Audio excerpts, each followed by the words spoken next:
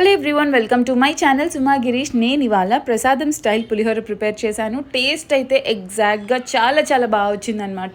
First ఒక అరగంట నానపెట్టుకున్న చింతపండులో రసం తీసి ఉడికించుకోవాలి. ఉడికించుకునేటప్పుడు చిటికెడు పసుపు, ఉప్పు, కొద్దిగా బెల్లం, ఒక 1 స్పూన్ ఆయిల్, పచ్చిమిర్చి ఒక 2 చీలికలు వేసుకొని ఉడికించుకోవాలన్నమాట.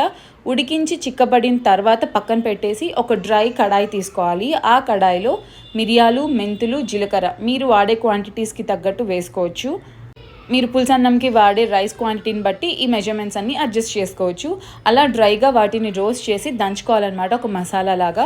దంచిన దాన్ని పక్కన పెట్టేసి ఒక ప్యాన్లో ఆయిల్ వేసుకొని పల్లీలు వేపుకోవాలి. పల్లీలు వేగిన తర్వాత అది పక్కన పెట్టేసి ఇప్పుడు పులిహోరకి పోపు పెట్టుకుందాం. ఆవాలు, మినపప్పు, జీలకర్ర, పచ్చిశనగపప్పు ఇవన్నీ కొద్దిగా వేగిన తర్వాత పచ్చిమిర్చి చీలికలు, కరివేపాకు యాడ్ చేసుకోవాలి.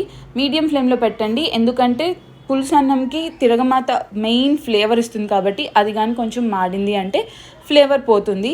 సో అలా వేగిన తర్వాత చిటికెడు పసుపు, ఇంగువ మస్ట్ అండ్ షుడ్. పులుసన్నం అంటేనే ఇంగువ కదా.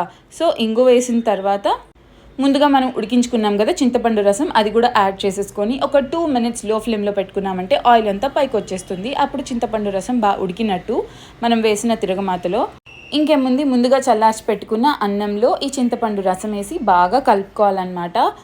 పసుపు సరిపోకపోతే ఇప్పుడు కొంచెం అడ్జస్ట్ చేసుకొని మిక్స్ చేసుకుంటే సరిపోతుంది. ముందుగా మనం దంచి పెట్టుకున్నాం కదా మిరియాలు, మెంతులు, జీలకర్ర మసాలా, అది ఇప్పుడు యాడ్ చేసేసుకోవచ్చు. నేనైతే 1.5 స్పూన్ యాడ్ చేశాను.